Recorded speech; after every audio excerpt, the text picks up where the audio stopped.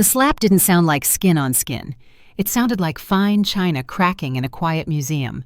My glasses sailed from my face, skittered across the polished walnut floor of the Blue Magnolia Manor ballroom, and shattered beneath a crystal chandelier that threw 1,000 indifferent stars across 130 stunned guests. My cheek burned, but the pain in my chest spread like frost. Melanie, my brand-new daughter-in-law in silk, that cost more than my car, lowered her hand with theatrical precision and smiled at me the way a wolf smiles at a fence. "That's what you get for being selfish," she said, voice bright enough to slice. "A woman your age doesn't need that much space. Jason and I need your apartment. We need privacy to start our real life." People looked anywhere but at me. A cousin stared hard at a centerpiece. A groomsman coughed into a napkin. My son Jason studied the gleam of his shoe as if it contained scripture. The quartet stopped on a dissonant chord that vibrated in the rafters, then fell into a silence so complete I could hear the click of my own throat when I swallowed. I crouched, old habit, and gathered the warped frames and glass, the way I've gathered my pride, my patience, and the slivers of respect people drop when they think you're too gentle to bend down and pick them up.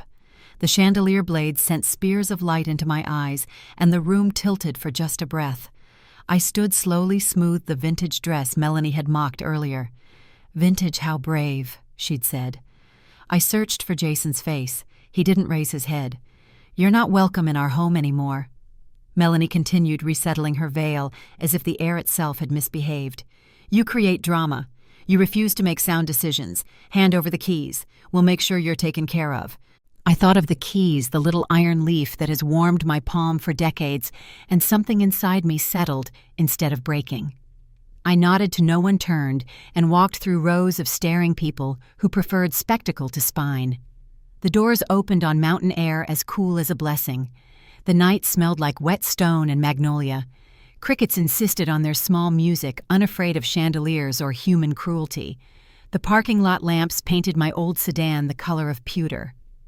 I slid into the driver's seat and didn't start the engine. My fingers found my phone in that worn leather purse Melanie called Grandma's satchel, and dialed a number I've always kept memorized the way you memorize the location of the fire extinguisher you pray you'll never need. "Walter," I said when he answered on the second ring.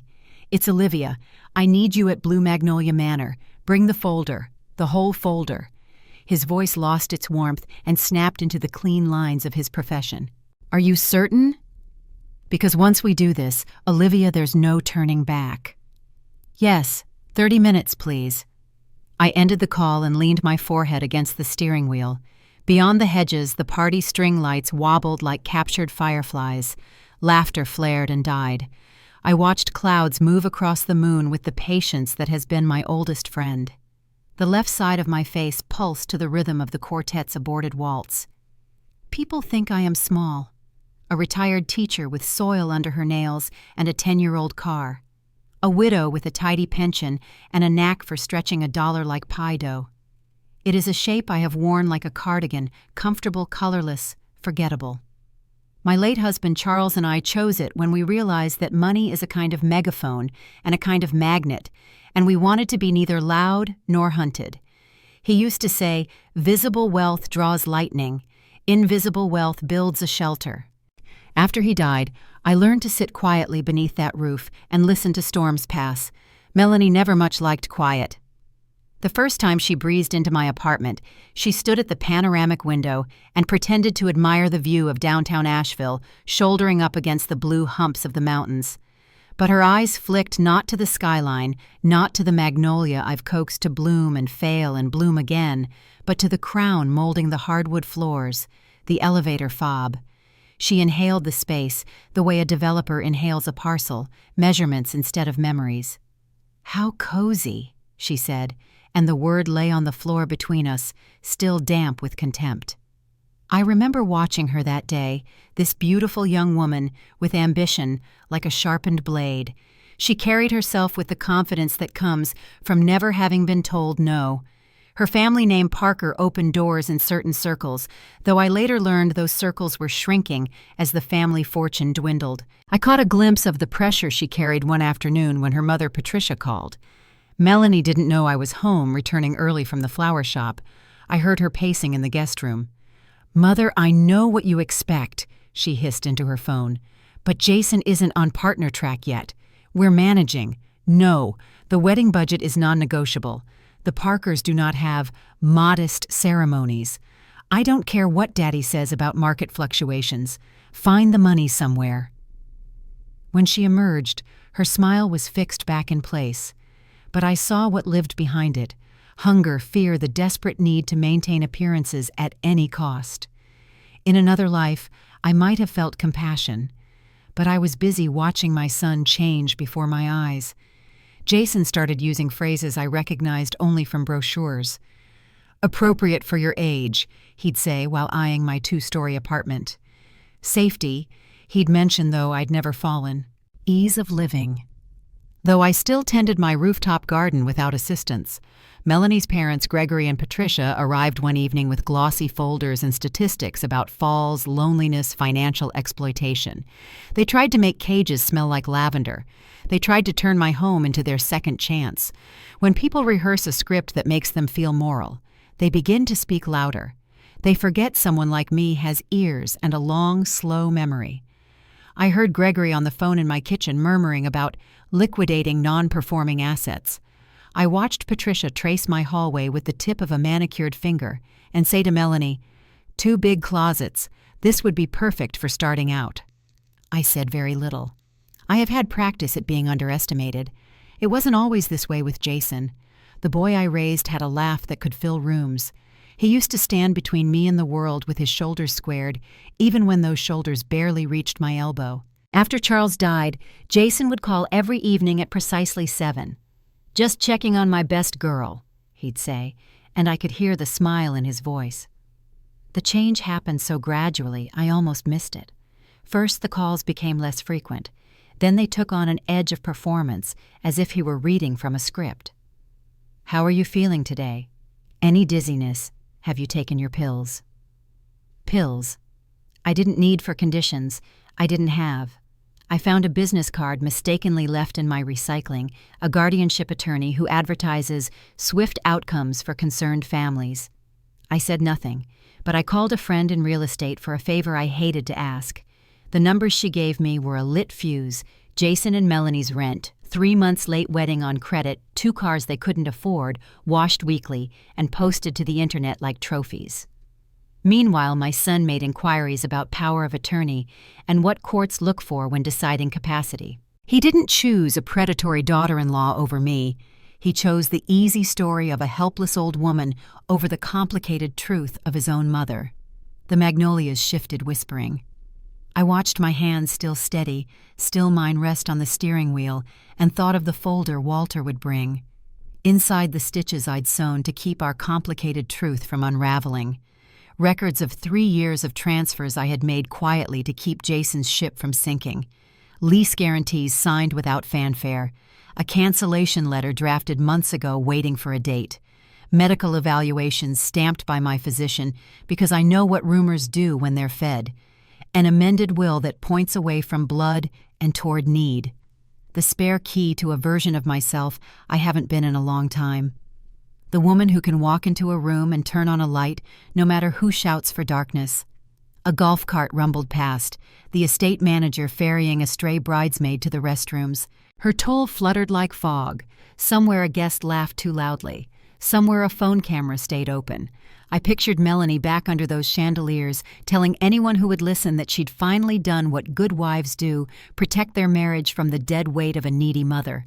I pictured Jason beside her jaw, flexing the way it did when he lied as a child and hated himself for it. It is a strange thing to feel your heart break and harden in the same hour. I pressed my fingers gently to the hot bloom on my cheek. My eyes stung. The first tears I let fall were for the boy I raised.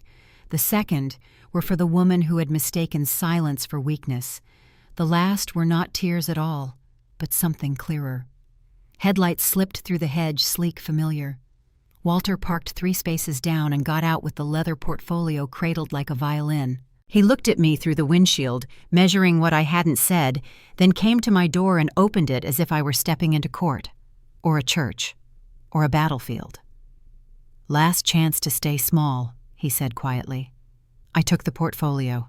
It was heavier than I remembered, the way truth is heavier when you carry it instead of hiding it under your coat. I've been small long enough. Together we walked back toward the ballroom past the manicured magnolias and the little sign that said, "Please no sparklers near the hedges." The violins had started again, a valiant waltz trying to pretend nothing had happened. When we reached the tall doors, Walter paused, and I saw my reflection in the brass hair pinned in the simple twist, Charles' loved eyes, neither young nor old, just awake. The chandeliers burned brighter when I stepped back inside, as though the room itself wanted to see me flayed. Music fluttered to a halt, for the second time that night, the quartet bowing their heads, not out of respect, but out of instinct, animals ducking before a storm. Conversation stuttered, cut short in mid-syllable. The smell of champagne and petits fours thickened in my throat. Walter walked beside me, his leather portfolio under one arm. With his steady gaze and ramrod posture, he carried the gravitas of 4 decades in family law. Tonight, he was my shield against the storm. I let my eyes sweep across the room.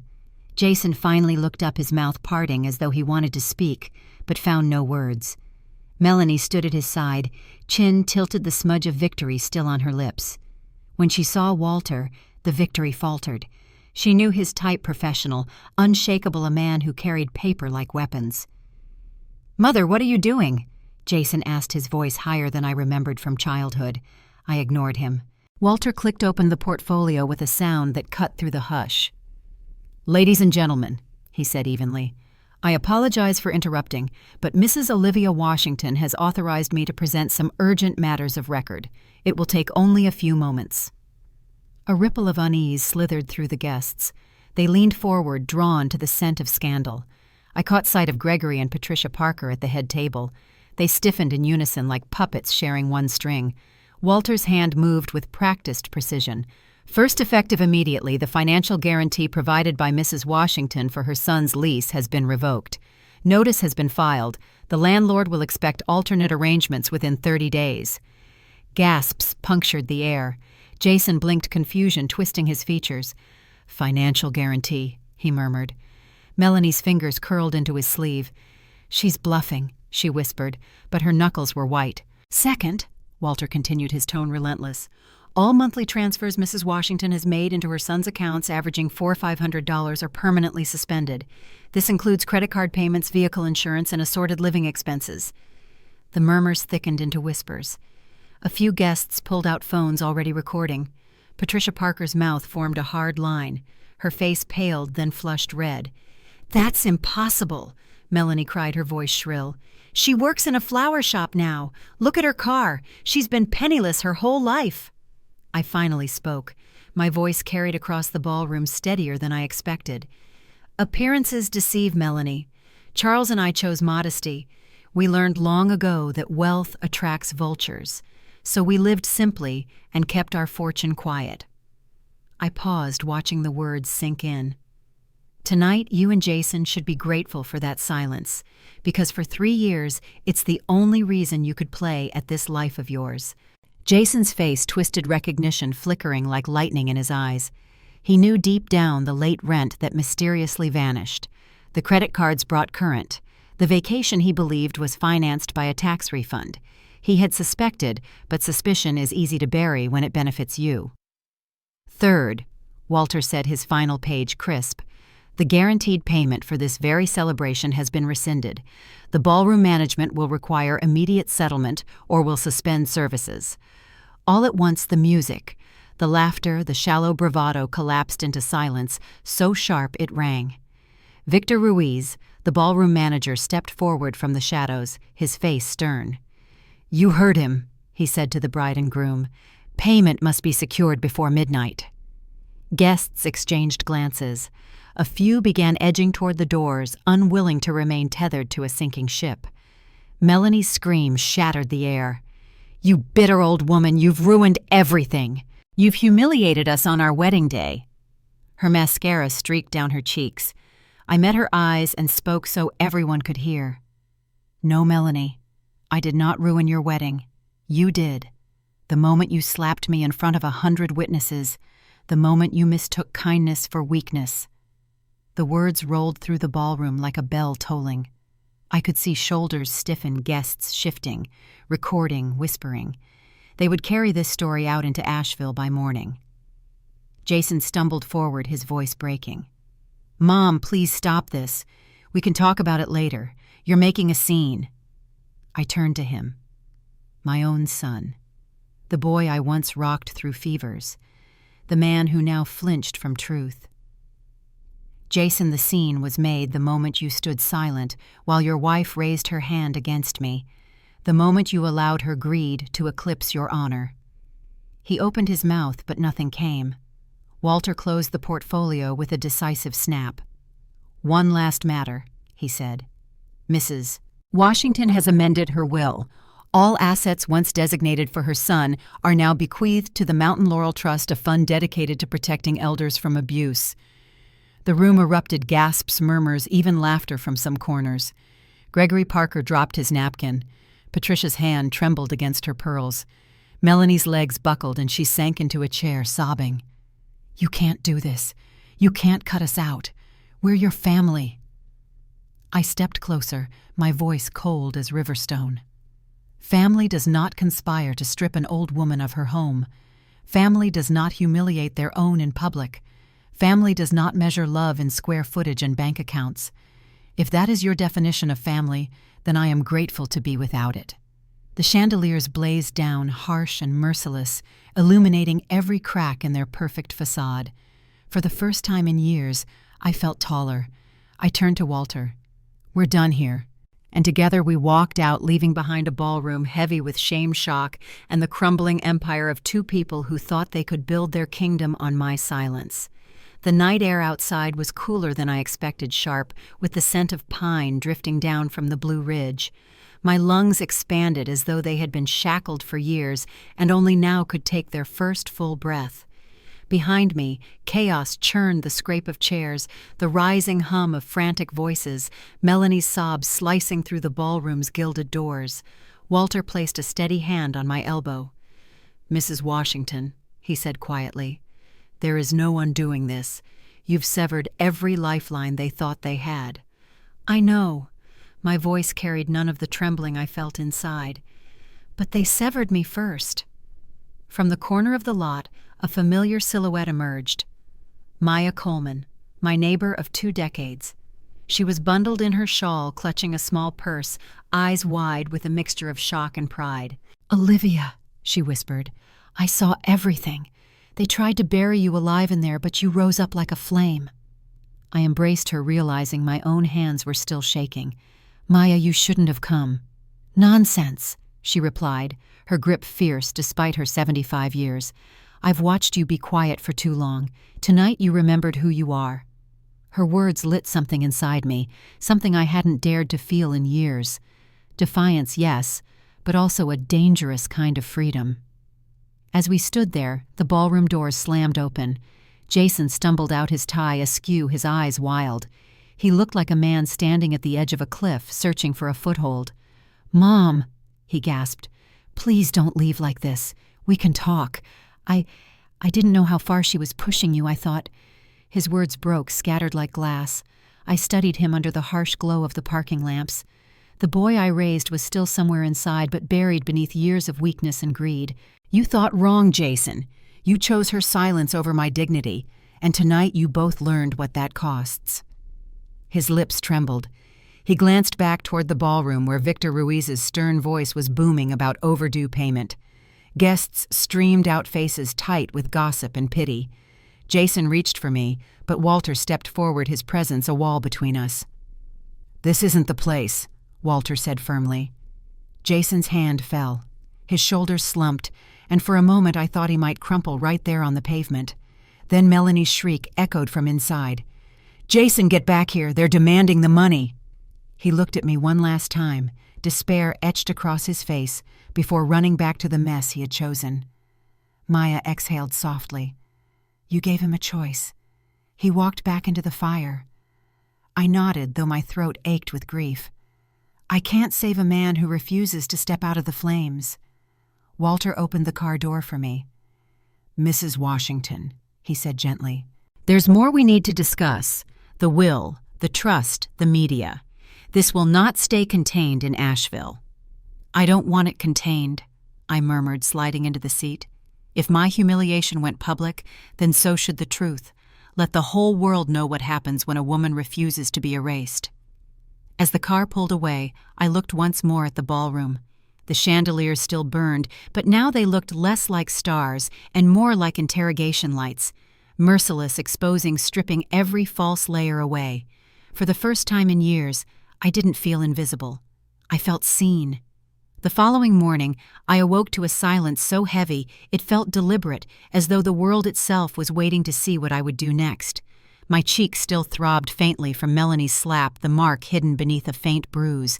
Yet the greater ache was deeper, a mixture of betrayal and something sharper, almost like rebirth. I brewed a pot of chicory coffee, its bitter richness steadying me, and carried it to the balcony that overlooked the French Broad River.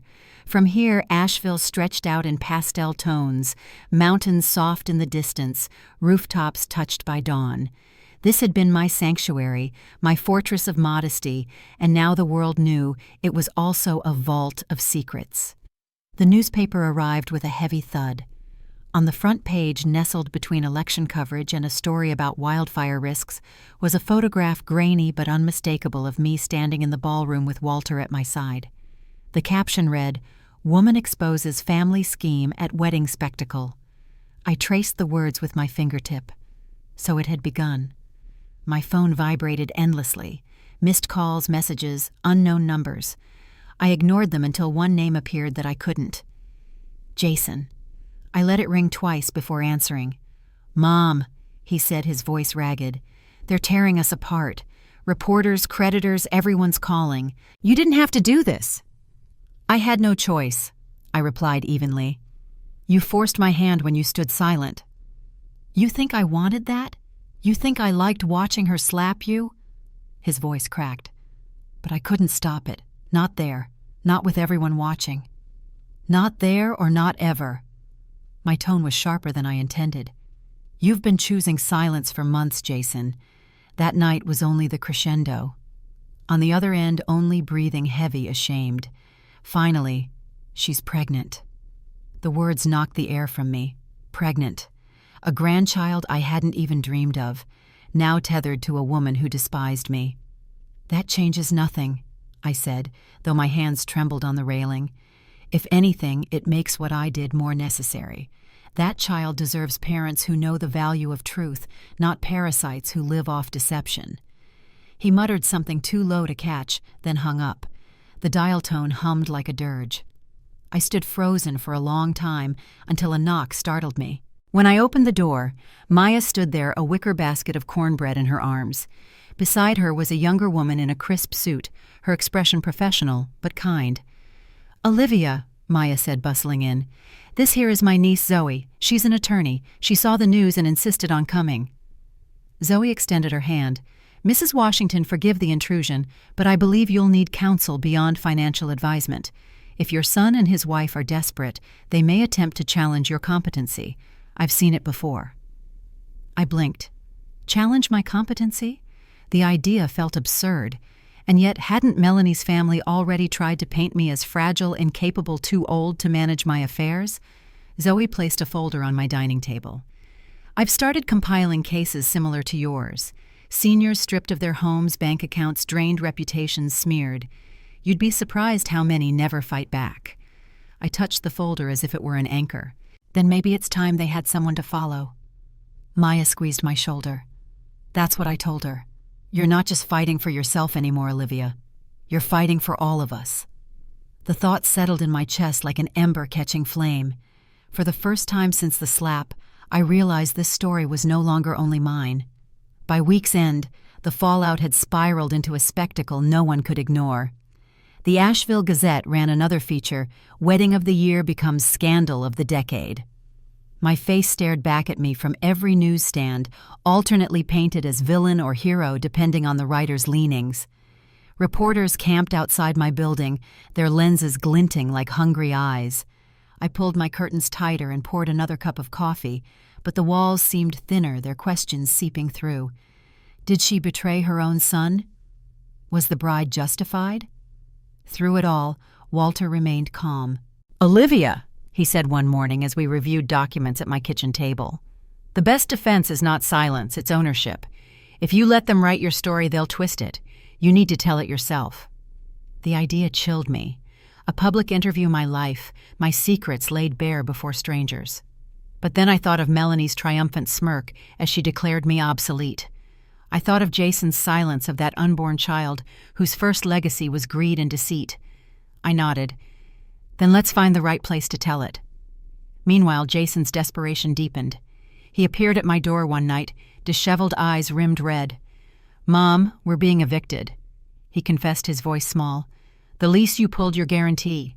The landlord's giving us 30 days. "You should have thought of that before conspiring against me," I said quietly. He sank into my armchair, the same one he had curled in as a boy during thunderstorms. "She says I should sue you for elder neglect, that we can prove you're losing your mind." A blade between my ribs. "And do you believe her?" His gaze flickered, shameful, uncertain. "I don't know what I believe anymore." I walked to the mantel, picked up a framed photo of him at 8 years old, grinning with 2 missing teeth. I held it toward him. "Do you see this boy? I raised him on honesty. I raised him to protect, not plunder. If you follow her path, Jason, you bury him forever." He stared at the photo, then set it down as though it burned him. Without another word, he left the echo of the door closing louder than any shout. That night I couldn't sleep. The river outside churned dark and restless, and so did I. Their plan wasn't just greed anymore, it was war. And wars were not won by defense alone. The next morning I called Zoe. "File whatever you must. Conservatorship challenges, defamation suits. Prepare for everything. They've declared battle. I intend to finish it." Zoe's voice was steady, resolute. "Then Mrs. Washington will make sure the battlefield is on your terms." I ended the call and moved to my balcony. The mountains stood silent, unmoved by human drama. The magnolia in my rooftop garden had dropped a blossom overnight. I picked it up, its white petals already browning at the edges, and held it to my nose, still sweet, even in death.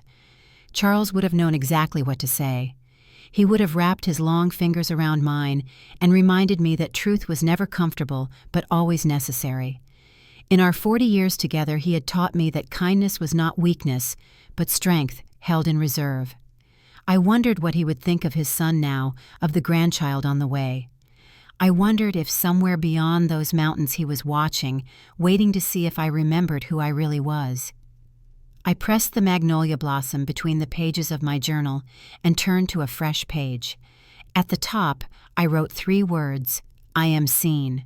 Dum!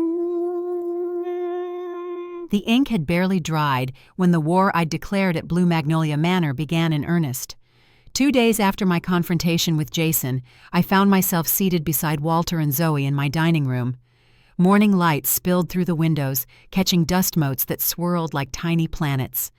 The table had become a war room, covered with legal documents, newspaper clippings, and 3 mugs of coffee gone cold.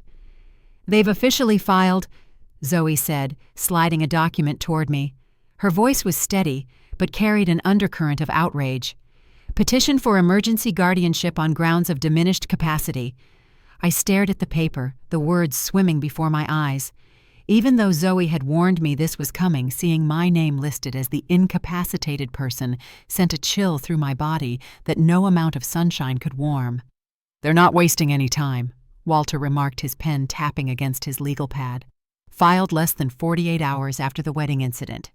"Because they're desperate," Zoe replied. "The landlord's eviction notice arrived yesterday. The credit card companies are freezing their accounts. They need control of Mrs. Washington's assets immediately." I traced my finger over Jason's signature at the bottom of the petition. The loops and curves I'd once praised when he was learning cursive in 3rd grade. The same hand that once made me Mother's Day cards with glitter that got everywhere. Now it was the hand signing papers declaring me incompetent. "Tell me what happens next," I said, folding my hands in my lap to stop them from trembling. Zoe straightened, her professional demeanor taking over. "The court will schedule a hearing within 14 days. They've requested an expedited process citing urgent financial concerns. They've also filed for a temporary restraining order to prevent you from making any financial changes or decisions until after the hearing. Walter snorted. Too late for that. What about the pregnancy? I asked. The words still felt strange in my mouth. A grandchild I might never know. Zoe's expression softened slightly. They've included it in their filing, suggesting that your actions are depriving your future grandchild of financial security. It's an emotional appeal designed to paint you as cold and uncaring. I looked out the window at the mountains standing sentinel in the distance. They had watched generations of human drama play out beneath them and remained unmoved. I wished for their patience. So they want to declare me incompetent, take control of my finances, and likely move me to some facility while they take over my home, I summarized. All within 2 weeks. That's their plan, Walter confirmed, but they're underestimating you. Again. The doorbell rang, startling us all. Maya stood on my threshold, clutching a USB drive like it contained state secrets. You need to see this, she said, bustling past me without waiting for an invitation. Mrs. Hanratty in 3B was at Riverside Cafe yesterday. She recorded something on her phone. We gathered around my laptop as Maya inserted the drive. The video was shaky at first, clearly taken surreptitiously, but the audio was crystal clear.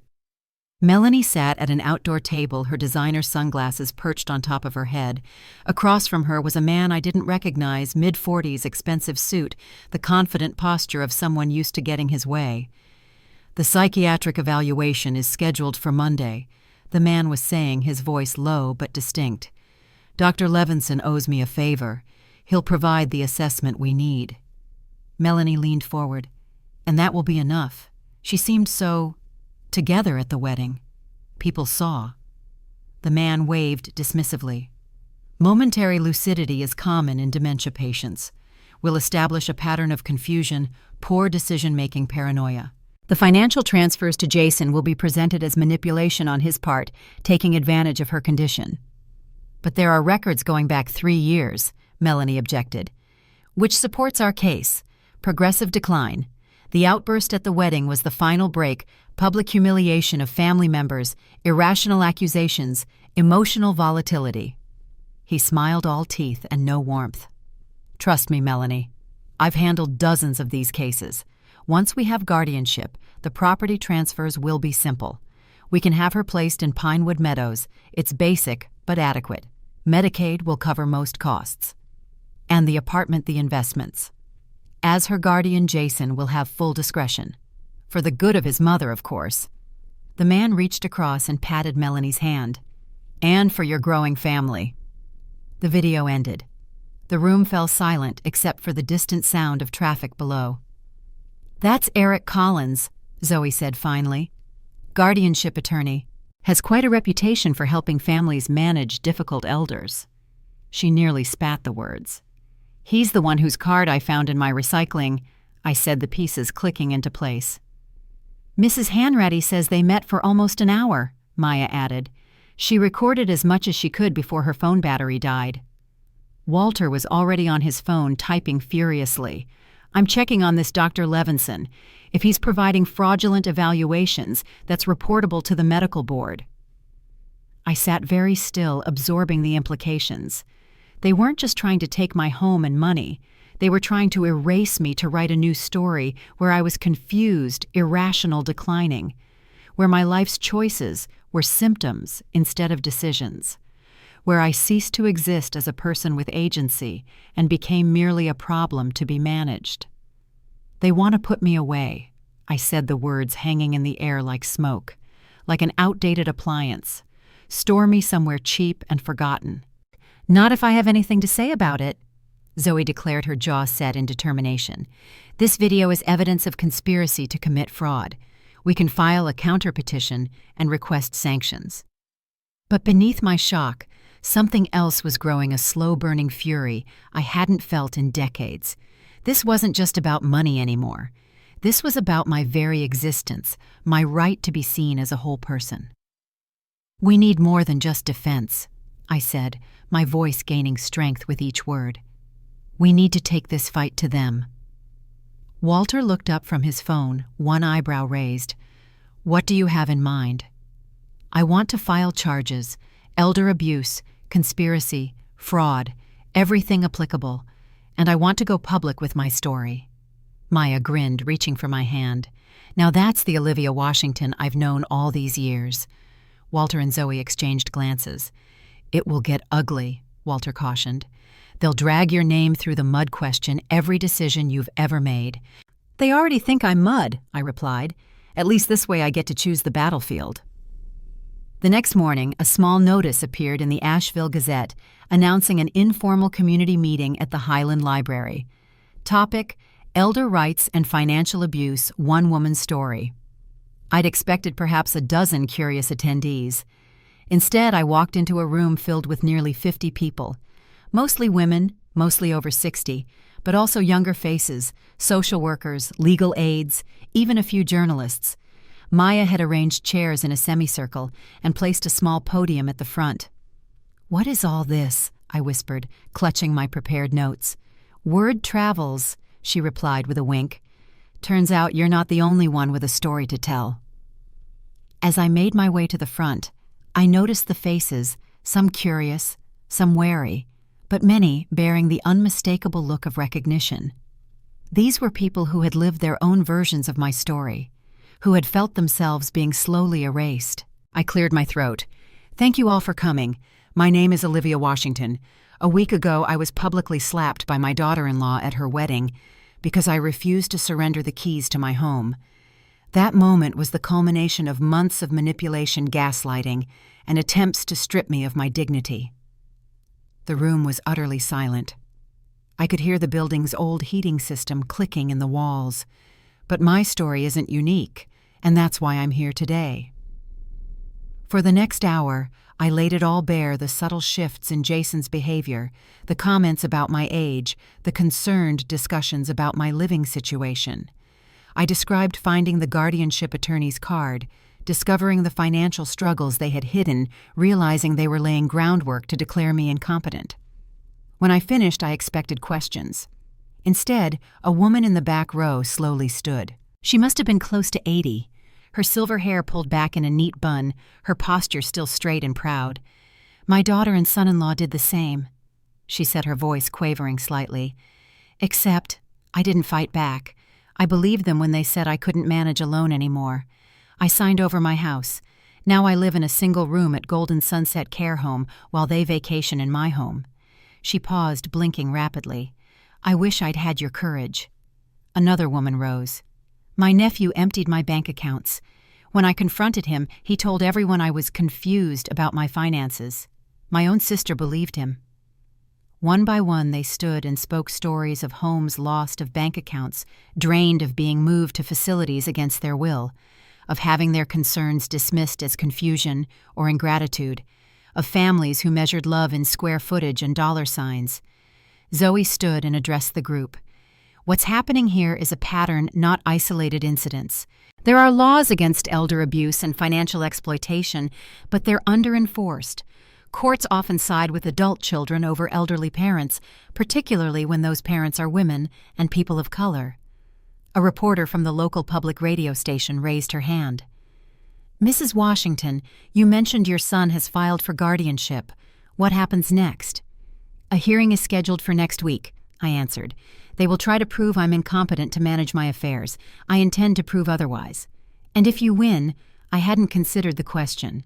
"What would winning look like in a battle against my only child? If I win, I maintain my independence and my dignity.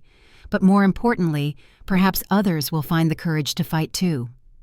The meeting continued for another hour, with Zoe explaining legal resources and Maya organizing contact information for a support network. As people filed out, many stopped to squeeze my hand or whisper thanks. The reporter approached as I was gathering my notes. "Mrs. Washington, would you consider sharing your story more widely? I think it could help a lot of people." I thought of Walter's words. "If you let them write your story, they'll twist it." "Yes," I said. "I think it's time." The interview aired the following day. By evening, my phone wouldn't stop ringing. Messages poured in from other elders facing similar battles, from advocates, from strangers offering support. Walter called to say 3 more attorneys had volunteered to join our legal team pro bono. "You've struck a nerve," he said. "This is becoming bigger than just your case." I should have felt empowered. Instead, exhaustion settled over me like a heavy blanket. I hadn't slept properly since the wedding. Every time I closed my eyes, I saw Jason's face, not as the man who betrayed me, but as the little boy who once climbed into my bed during thunderstorms. The doorbell rang just after 9. I wasn't expecting anyone, and for a moment fear flickered through me.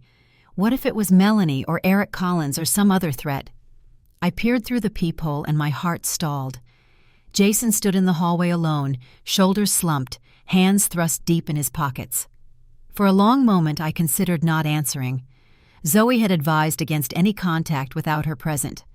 But something in his posture, the defeat written in every line of his body, made my hand turn the lock. "What are you doing here?" I asked, keeping the door half closed between us.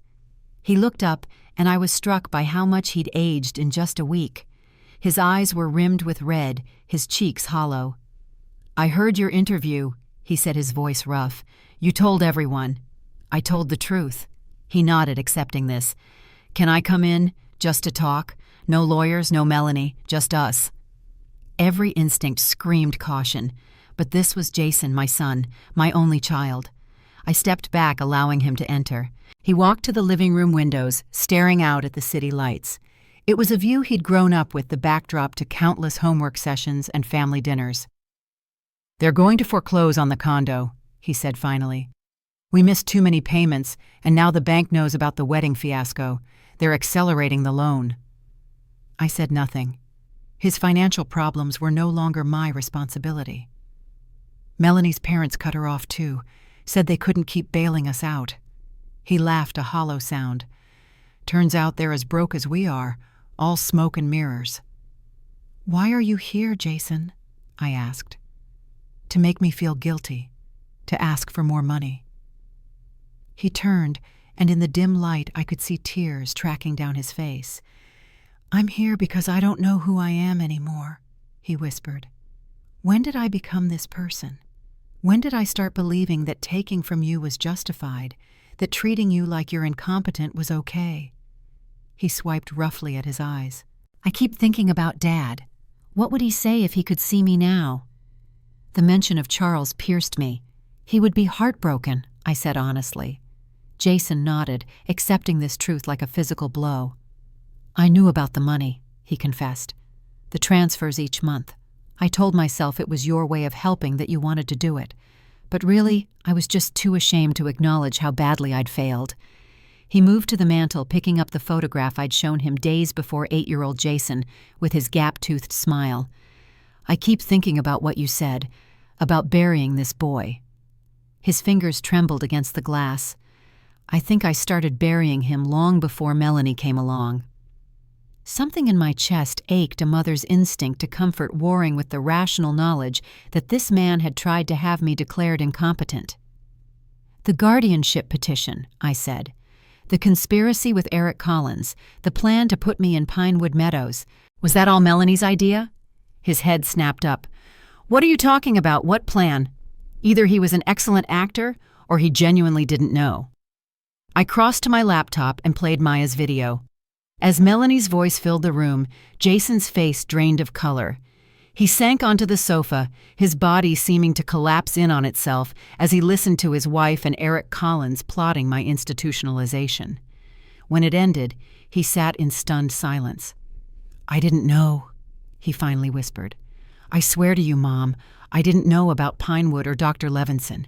She told me the guardianship was just to protect you from financial predators, that you'd still live here, that I'd just help manage the complicated stuff." His voice broke. "Oh God, what have I done?" The raw anguish in his voice reached something primal in me, the mother who had held this man when he was small enough to fit in my arms. For a moment I wanted nothing more than to cross the room and comfort him as I had done 1,000 times before. But this wasn't a skinned knee or a bad dream. This was betrayal on a scale I couldn't simply kiss away. "Did you know she's not really pregnant?" I asked the question that had been gnawing at me. Jason looked up, confusion clouding his features. "What? Of course she is. She showed me the test. We've been trying for months." I considered telling him about Melanie's conversation with Eric. No mention of pregnancy, detailed plans for my institutionalization that Jason supposedly knew nothing about. But the devastation on his face stopped me. There was only so much a person could process at once. "The hearing is in 4 days," I said instead. "I won't withdraw my counterpetition. I won't drop the charges." "I know." He set the photograph back on the mantel with careful precision. "I wouldn't expect you to." He moved toward the door, then paused.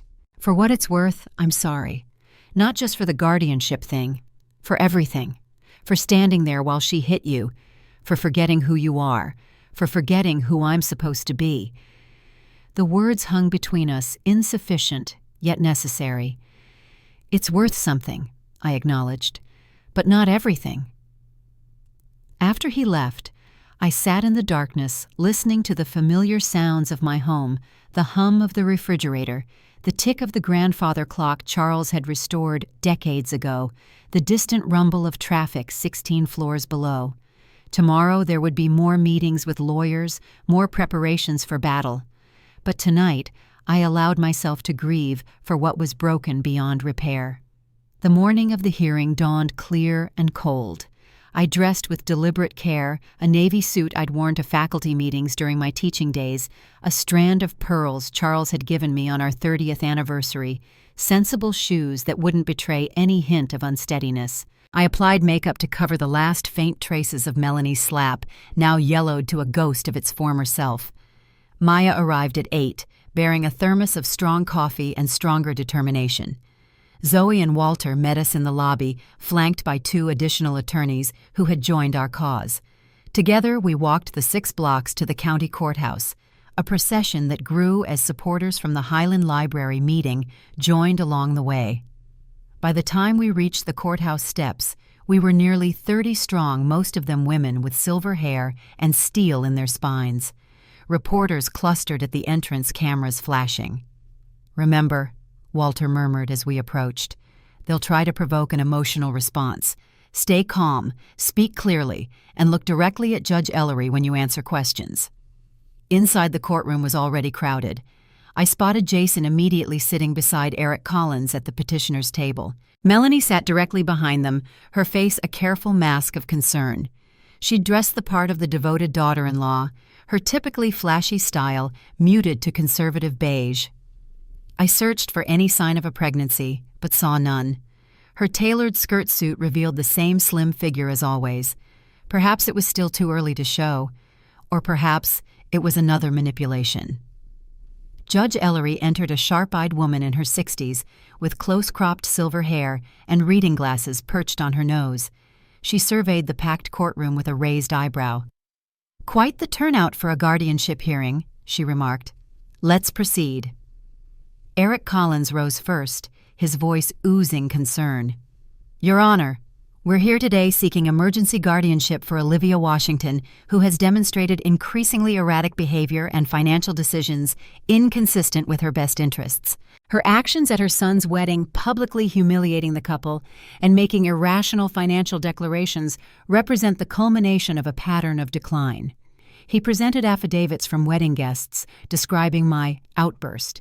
He introduced a psychiatrist, Dr. Levinson, I presumed, who spoke of common patterns of cognitive decline without having ever met me. He displayed bank records of my transfers to Jason as evidence of my being taken advantage of. Throughout his presentation, I kept my expression neutral, my hands folded calmly in my lap. I noticed Judge Ellery watching me as often as she watched Collins. When it was our turn, Zoe stood with quiet confidence. "Your Honor, what you've heard is not a case for guardianship, but a calculated attempt at financial exploitation." She placed a copy of Maya's video recording on the evidence table. "We have documented evidence of the petitioner's wife conspiring with counsel to obtain fraudulent medical evaluations and place Mrs. Washington in a substandard care facility against her will solely to gain control of her assets." A murmur ran through the courtroom. Judge Ellery's eyes narrowed. "That's a serious allegation, Counselor." "Yes, it is, Your Honor, and we can prove it." The video played on the courtroom monitor. I watched Melanie's face drain of color as her own voice filled the room. Jason's shoulders stiffened with each damning word. When it ended, Eric Collins was on his feet objecting to the recording's admissibility, claiming it was obtained without consent. Judge Ellery held up a hand, silencing him. "Mr. Collins, I suggest you consider your position very carefully. If this recording is authenticated, you may be facing ethics charges before the bar." She turned toward me. "Mrs. Washington, do you wish to speak on your own behalf?" I rose steadily, feeling the weight of every eye in the room. The walk to the witness stand felt like crossing an ocean. After being sworn in, I faced the crowded courtroom. I saw Maya's encouraging nod, the supportive gazes of strangers who had become allies, the hostile glare of Melanie, and Jason, his face a battlefield of conflicting emotions. "Mrs. Washington," Judge Ellery said, "in your own words, please tell the court why you believe this guardianship petition should be denied." I took a deep breath. The time for silence had long passed. "Your Honor, I am 72 years old. I have taught third grade for 35 years.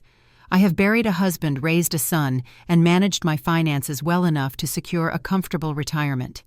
Age has changed my body, but not my mind." I looked directly at Jason as I continued. "What you've witnessed here is not the confusion of old age. It is the clarity of betrayal." I explained the gradual campaign to undermine my confidence, the concerned conversations about my living situation, the discovery of the guardianship attorney's card. "I didn't make those financial transfers because I was confused. I made them because I'm a mother who couldn't bear to see her son struggle, even when that struggle was self-inflicted. Perhaps that was foolish, but it wasn't incompetence." Judge Ellery studied me over her reading glasses. "And the incident at the wedding, Mr. Collins suggests it demonstrates emotional volatility and impaired judgment." "The incident at the wedding, Your Honor, was a woman finally saying, 'Enough.' My daughter-in-law slapped me in front of 130 guests because I wouldn't surrender my home to her. My son stood silent while it happened." My voice remained steady, though my heart raced. If standing up for myself after that humiliation demonstrates impaired judgment, then I would suggest our standards for elder behavior need reconsideration. A few chuckles rippled through the courtroom. Even Judge Ellery's mouth twitched slightly. "Mrs. Washington, do you understand that your son claims to be acting out of concern for your welfare?" I met Jason's gaze across the courtroom. "I understand that people can justify almost anything if they try hard enough." "And do you feel you need any assistance with managing your affairs?" "No more than anyone else, Your Honor. I have a financial advisor, a lawyer, and friends who check on me regularly. I've arranged for automatic payments of my utilities. I keep a calendar and set reminders on my phone. I take reasonable precautions, just as any prudent person would." Judge Ellery nodded, jotting notes. "Thank you, Mrs. Washington. You may step down." I returned to my seat, legs trembling slightly from the adrenaline. Walter squeezed my hand briefly. After a short recess, Judge Ellery returned with her decision. "Having reviewed the evidence and testimony presented today, I find the petition for guardianship of Olivia Washington to be without merit, Mrs. Washington has demonstrated clear cognitive capacity and sound decision-making ability." She removed her glasses, her gaze sharp as she continued. "Furthermore, I am deeply troubled by the evidence suggesting this petition was filed as part of a scheme to gain control of Mrs. Washington's assets through fraudulent means." She addressed Eric Collins directly. "Counsel, I am referring this matter to the District Attorney's Office for investigation of potential elder abuse conspiracy to commit fraud and ethics violations. I suggest you retain representation of your own." Melanie made a choked sound. Jason sat motionless, his face ashen. "This case is dismissed. Court adjourned." The gavel fell with a decisive crack. The courtroom erupted, my supporters embracing reporters rushing for the doors, Melanie fleeing in tears with her parents close behind. Through it all, Jason remained seated, staring at nothing.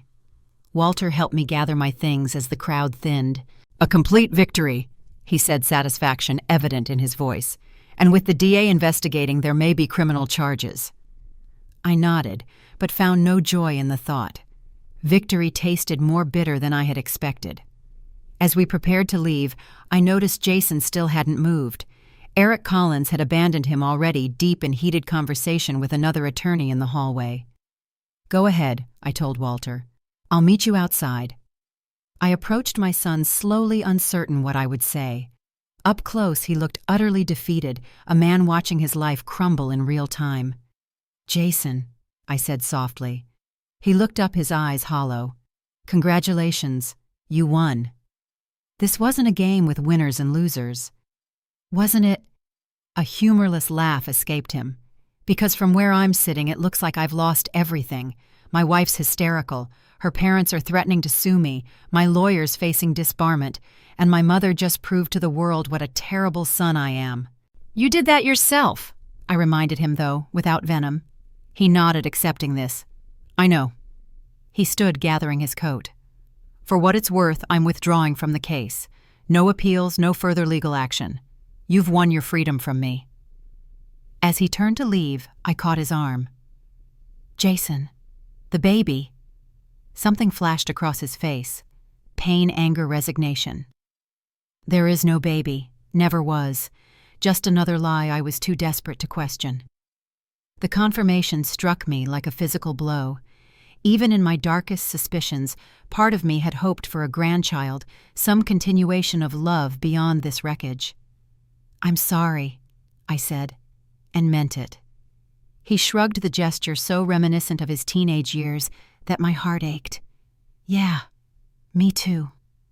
I watched him walk away, shoulders bowed under the weight of consequences too heavy to ignore.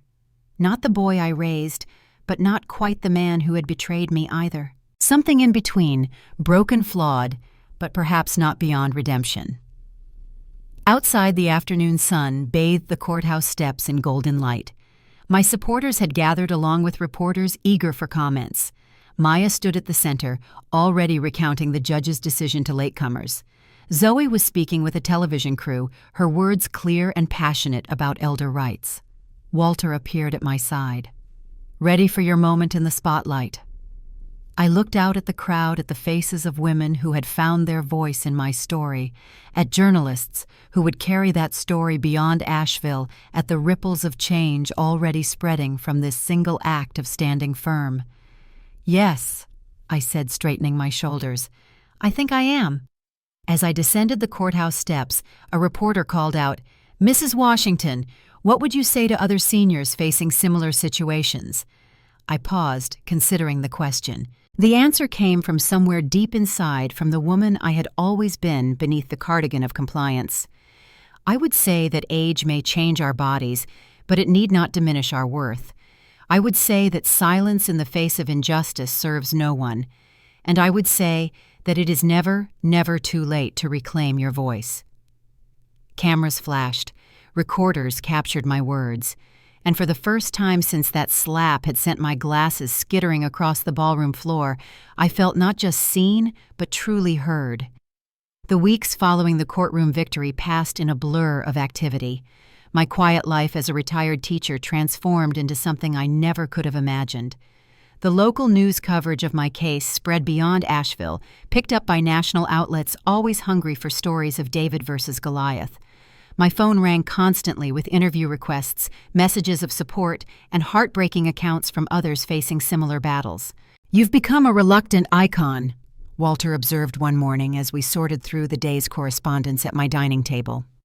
I looked up from a letter sent by an 85-year-old woman in Ohio whose children had sold her home while she was recovering from surgery. Her handwriting was shaky, but determined, each word pressed deeply into the paper as if to ensure it wouldn't be overlooked. "Not reluctant," I corrected him. "Just unexpected." Walter smiled, the corners of his eyes crinkling. "Charles would be proud, you know. He always said you were the strongest person he knew." The mention of my late husband sent a familiar ache through my chest. He was biased. He was right. I returned to the letter, tracing the woman's signature with my fingertip. Margaret Jenkins, Columbus, Ohio. Another name on a growing list of elders who had reached out, each one carrying a story of dignity denied, of autonomy, threatened, of the painful revelation that family ties could become restraints. 2 months after the hearing, Zoe suggested we formalize what had organically begun. The Highland Library meetings had outgrown their space, with sometimes 100 people crowding in to share experiences and resources. My dining room had become a makeshift office where Maya and I answered letters and coordinated support efforts. "It's time to establish a proper foundation," Zoe said. "The Washington Dignity and Justice Fund. We can apply for nonprofit status, accept donations, provide legal assistance to those who can't afford it." The idea both thrilled and terrified me. "I'm not a lawyer or a social worker. I'm just a woman who refused to be silenced." "Sometimes that's enough to start a movement," Zoe replied. The French Broad River glinted in the afternoon sun as I considered her proposal.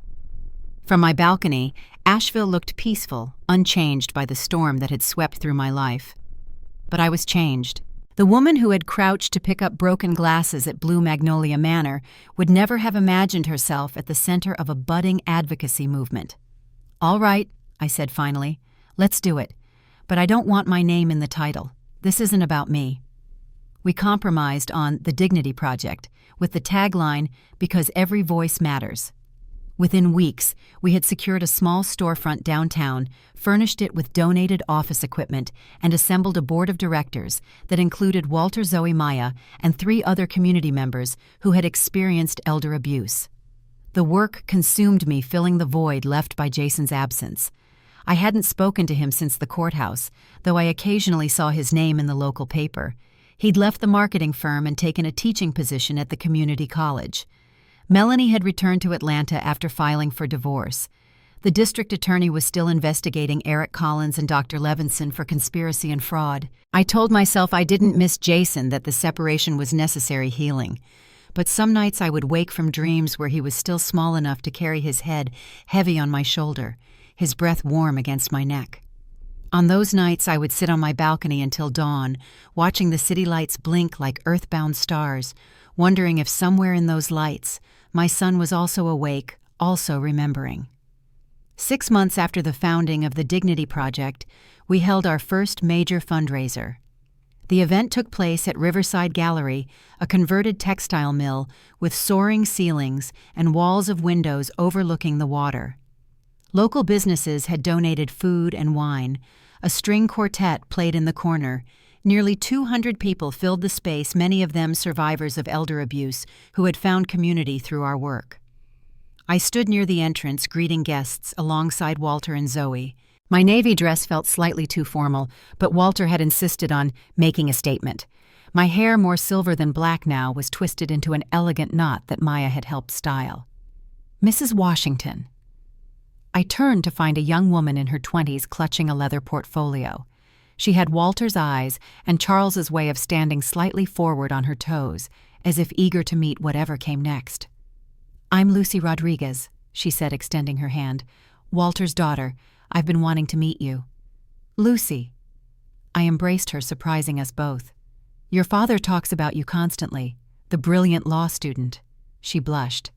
"Not quite brilliant, but determined, and inspired by your case. That's actually why I wanted to talk to you." We found a quiet corner away from the crowd. Lucy opened her portfolio, revealing pages of notes and charts. "I've been researching elder abuse cases nationwide for my thesis," she explained. "What happened to you isn't unusual. In fact, it follows a disturbingly predictable pattern, especially for women of color." She showed me her findings, statistics on guardianship abuse, financial exploitation, the disproportionate impact on minorities and women. The system is designed to favor adult children over elderly parents, particularly when those parents are seen as difficult or uncooperative. "By which they mean refuses to be controlled," I added. "Exactly." Lucy's eyes lit up so like Walter's when he was making a crucial point in court.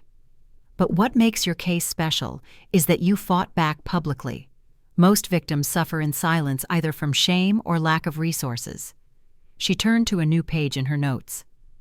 "I've been tracking the impact of your story. Since your case made the news, guardianship filings in 3 surrounding counties have dropped by nearly 30%. Legal aid clinics report increased calls from seniors seeking preventive measures like power of attorney documents and advance directives." The statistics blurred before my eyes. I hadn't considered the ripple effects beyond the people who directly contacted us. "What you're doing with the Dignity Project matters," Lucy continued earnestly, "but I think it could be even bigger. With the right approach, you could influence policy at the state level, maybe even nationally."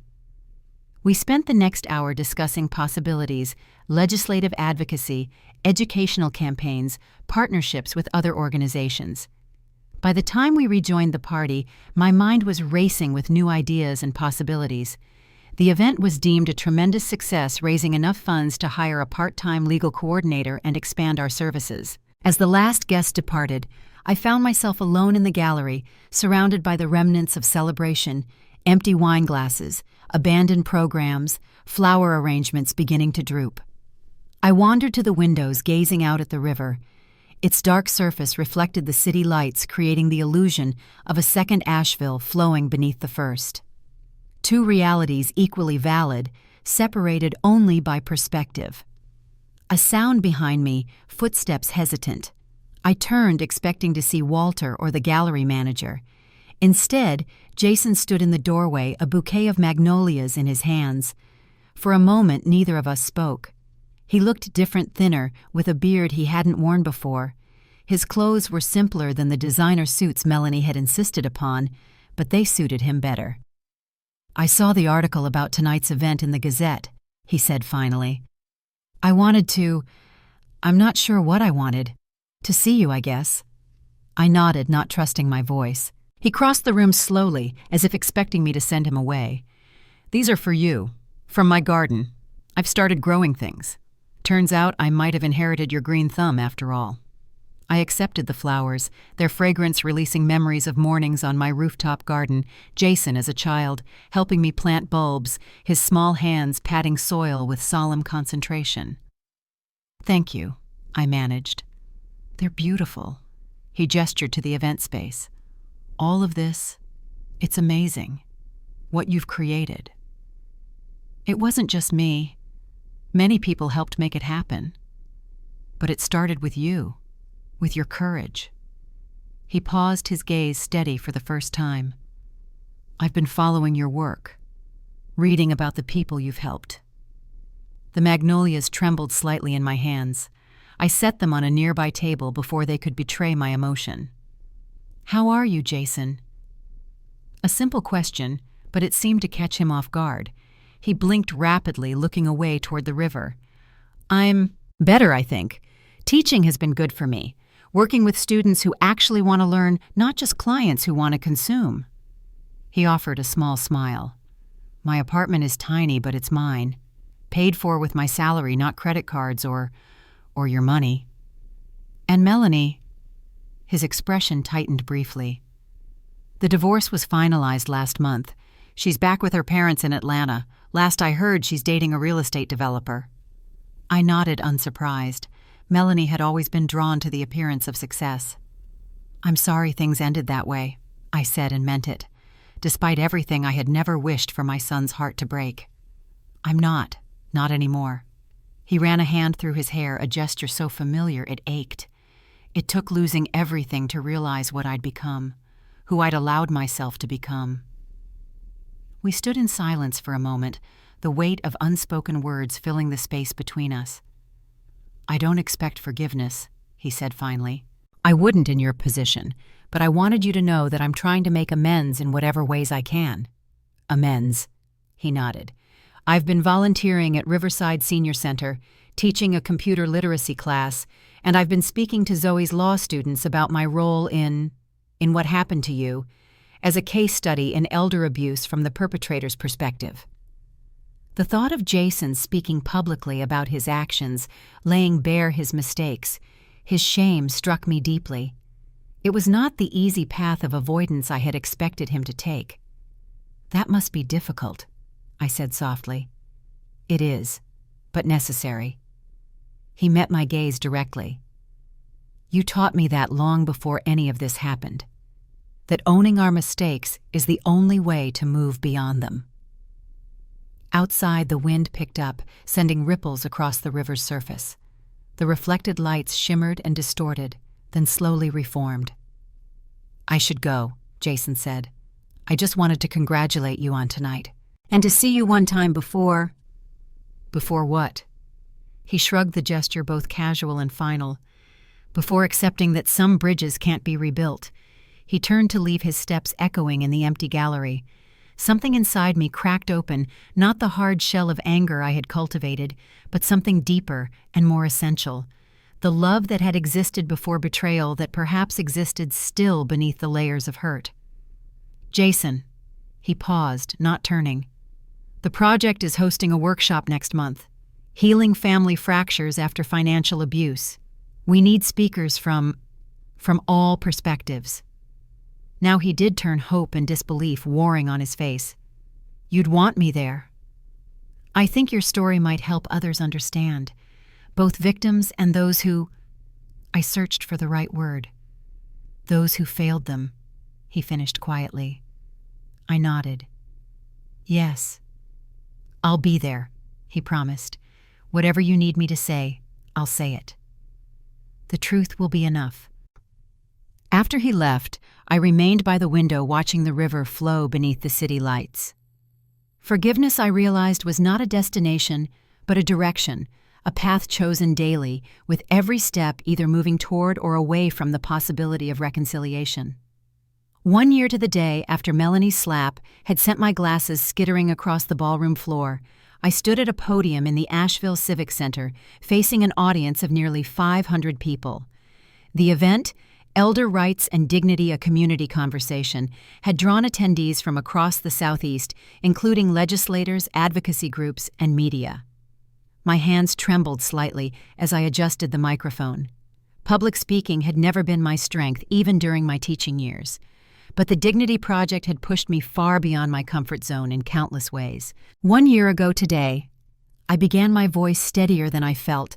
I experienced what too many elders face in silence, the humiliation of being treated as less than fully human because of my age. My daughter-in-law slapped me at her wedding reception and demanded the keys to my home. My son stood silent as it happened. The audience was utterly still, hanging on each word. That public moment of shame became a turning point, not just for me, but for hundreds of others who recognized their own struggles in my story. What began as one woman's refusal to be erased has grown into a movement for dignity and justice. I detailed the work of the past year, legal assistance provided to over 200 senior support groups established in 12 communities, educational workshops for families and professionals, advocacy that had already resulted in 2 county-level policy changes regarding guardianship proceedings. But numbers tell only part of the story, I continued. The true measure of our impact lies in the restored dignity of each individual who finds their voice, who stands firm in their right to autonomy and respect. I introduced several speakers, a retired judge who spoke about necessary reforms in guardianship law, a geriatric social worker who addressed the psychological impact of financial exploitation, Lucy Rodriguez presenting her research on racial and gender disparities in elder abuse cases. Then came the moment I both anticipated and dreaded. Our next speaker offers a perspective we rarely hear in these discussions, I said. The journey of someone who participated in elder abuse, who has faced the consequences of those actions, and who now works to make amends. My son, Jason Washington. A murmur rippled through the audience as Jason approached the podium. He wore a simple button-down shirt and khakis. His beard neatly trimmed, his eyes clear but nervous. I stepped aside, giving him the space that had defined our relationship for the past year, close enough to see each other clearly, but with boundaries firmly maintained. "Thank you," he said, his voice slightly hoarse. "I stand before you today not as a victim or an advocate, but as someone who betrayed the most fundamental trust that between a son and his mother." He spoke without notes, his words clearly long rehearsed in the privacy of his conscience. He described how financial insecurity and a desperate desire to maintain appearances had led him to rationalize increasingly unethical behavior, how he had convinced himself that controlling his mother's assets was for her own protection, how he had stood silent in the face of abuse because confronting it meant confronting his own complicity. "I lost everything," he said. "My marriage, my career, my self-respect. Most painfully, I lost my relationship with my mother, a wound entirely of my own making." He looked at me briefly, then back to the audience. But my losses are nothing compared to what I nearly took from her: her home, her independence, her dignity as a fully capable human being. The silence in the room was complete, heavy with collective recognition. How many in that audience saw reflections of their own family dynamics, their own unspoken justifications? "If there's one thing I've learned," Jason continued, "it's that age is not an invitation to control. Concern is not an excuse for dominance, and love, real love, manifests as respect, not restriction." When he finished, the applause was subdued but genuine, not celebration, but acknowledgement of a difficult truth spoken aloud. The symposium continued into the afternoon with panel discussions and workshops. By the time it concluded, we had gathered commitments from 2 state legislators to introduce stronger elder protection laws in the next session. As the crowd dispersed, I found myself surrounded by the inner circle of the Dignity Project: Walter, Maya, Zoe, Lucy, and several others who had become like family over the past year. We gathered in a small reception room behind the main hall, sharing a moment of quiet celebration. "I think we can call this a success," Walter said, raising a glass of sparkling cider. "More than success," Zoe added. "This is momentum, the kind that leads to real change." Maya squeezed my hand. "And it all started with you refusing to hand over those keys." I smiled, though my thoughts were elsewhere. Through the open door, I could see Jason standing alone in the emptying auditorium, hands in his pockets, seemingly lost in thought. "Excuse me for a moment," I said. He didn't hear me approach, startling slightly when I spoke his name. "Your speech," I said. "It couldn't have been easy." He shook his head. "Not easy, but necessary." He hesitated, then added, "I meant every word." "I know." We stood side by side, looking out over the rows of empty chairs. The distance between us felt both vast and diminished. "I've been thinking about Charles lately," I said, "about what he would make of all this." Jason smiled faintly. "He'd say you finally stopped letting people take advantage of your kindness." "Perhaps." I considered the man beside me, no longer the boy I raised, not quite the stranger he had become during those dark months, but someone new, emerging from the wreckage of our shared pain. He'd also say that strength includes the capacity for mercy. Jason's breath caught audibly. He didn't look at me, as if afraid to break the fragile moment.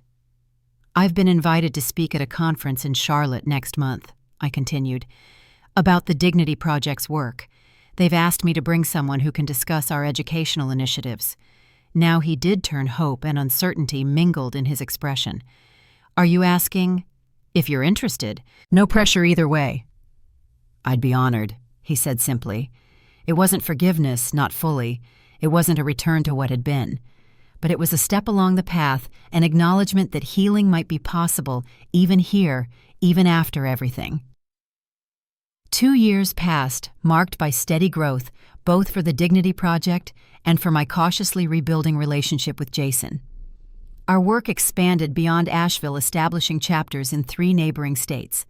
We consulted on legislation, created educational materials for seniors and families, and provided direct support to hundreds of elders facing exploitation. Jason remained involved first as a volunteer speaker, then gradually taking on more responsibility with our educational programs. Our professional interactions slowly gave way to occasional personal ones, a coffee, after a workshop lunch before a board meeting. Small steps carefully taken. On a warm spring morning, I stood in the small courtyard behind our office building, tending to the garden we had planted as a place of respite for those who came seeking help. Magnolias, roses, herbs, life asserting itself in orderly beds and climbing trellises. "It's looking beautiful," Maya said, joining me with 2 mugs of tea. At 77, she moved more slowly now, but remained the Dignity Project's heart, the first voice most callers heard when they reached out in crisis. "The magnolias are Charles's favorites," I replied, then corrected myself. "Were his favorites." Maya settled onto a bench, patting the space beside her. "Grief doesn't follow a calendar, Olivia, even after all these years." I sat accepting the tea with soil-stained hands. It's not grief exactly, more like conversation that continues in his absence. I still find myself thinking, Charles would love this, Or Charles would know how to handle that. That's love outlasting death, Maya said simply. The best kind of haunting. We sat in comfortable silence sipping tea as the morning light strengthened. Birds called from the maple tree that shaded one corner of the garden, a pair of cardinals establishing their territory with melodic insistence. "Have you given any more thought to the expansion proposal?" Maya asked eventually. "Walter's quite excited about the possibility of a dedicated legal clinic." I nodded. "It makes sense as the next step. We're referring so many cases now, it would be more efficient to have our own attorneys on staff. But," I smiled at her perception, "but it means more fundraising, more administration, less time in the garden, less time working directly with the people who come to us." "Growth always requires letting go of something," she observed. Before I could respond, the garden gate opened. Jason appeared carrying a cardboard box that he set carefully on the ground before approaching. "Morning," he greeted us. "Sorry to interrupt, but there's something I wanted to show you both." From the box, he lifted a stone plaque about 18 inches square. Carved into its surface were the words, "The Dignity Garden, dedicated to those who refuse to be diminished, established 2023. Below the text was a simple image of a magnolia blossom. "For the entrance," he explained. "I thought, well, the garden deserves a proper name, something that connects it to the work we do." I touched the carved letters, feeling the depth of the inscription beneath my fingertips. "It's perfect. Thank you." Maya excused herself with a knowing smile, leaving us alone among the spring blooms. Jason set the plaque against the bench and looked around the garden with appreciation. "Remember that tiny patch behind our house on Maple Street?" he asked. "The one you called a garden even though it was barely bigger than a postage stamp. 6 tomato plants, basil, and your sunflowers," I recalled. "Those sunflowers grew taller than you were. I thought they were magic, the way they turned to follow the sun." The memory hung between us, sweet and uncomplicated, a glimpse of the relationship we had once had, might have again in some new form. "I have something else to show you," Jason said, reaching into his pocket. He withdrew an envelope and handed it to me. I wasn't sure when the right time would be, but today feels right. Inside was a check, a substantial one, made out to the Dignity Project. "Jason, this is too much. You can't afford—" "I can," he interrupted gently. "I've been saving, teaching extra classes, living simply. It's important to me that I contribute meaningfully, not just with time, but with resources." I understood then what this was: not charity, not obligation, but restitution freely given. Another step in his journey of amends. "The board will be grateful," I said. "This will help fund the legal clinic Walter's been advocating for." "Good. That's good." He hesitated, then added, "There's something else I wanted to discuss with you, a personal matter." I waited, sensing his nervousness. "I've met someone," he said finally. "Her name is Diane. She teaches literature at the college. We've been seeing each other for about 6 months." "That's wonderful, Jason." And it was the thought of him finding companionship after the disaster with Melanie. "She'd like to meet you," he continued, "if you're comfortable with that. No pressure, of course. I understand if it's too much." The request caught me off guard. This wasn't a professional colleague he was introducing, but someone personal, someone significant. A crossing of the boundaries we had carefully maintained. "I'd like that," I said, surprising myself with how true it felt. "Perhaps dinner at my place next week." The smile that spread across his face was worth any lingering hesitation. "She'd love that. Thank you." As he left to install the plaque at the garden entrance, I remained on the bench contemplating this new development. My son was rebuilding his life, finding happiness again. He wanted me to be part of that life, to know the woman who mattered to him. It was not forgiveness complete that remained a daily choice, a path walked rather than a destination reached, but it was healing, the slow knitting together of what had been savagely torn. That evening I stood on my balcony as dusk settled over Asheville. The mountains faded to purple silhouettes against the darkening sky. Lights winked on across the city, each one representing a life being lived, a story unfolding behind walls and windows. Somewhere among those lights, Jason was perhaps telling Diane about dinner next week. Somewhere Walter was reviewing legal strategies for our newest cases. Somewhere Maya was calling a frightened elder who had just reached out for help. And here in the home I had refused to surrender, I watched night claim the city and felt gratitude rise like a tide, not for the pain, never for that, but for the strength it had revealed, the purpose it had birthed, the community it had created. The slap that was meant to diminish me had instead become the catalyst for a life more meaningful than I could have imagined. The silence I had worn like a cardigan had given way to a voice that carried beyond these mountains, touching lives I would never meet. Charles had been right all those years ago. Invisible wealth builds a shelter. But the richest shelter of all I had learned was a life lived with purpose and dignity intact. As the stars appeared above the mountains, I whispered a truth that had taken 72 years and one public humiliation to fully understand.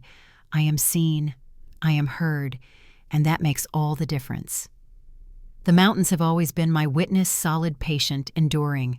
Now, as I stood on my balcony watching darkness settle over Asheville, I realized I had become something of a mountain myself, weathered by storms, yes, but still standing, still blooming.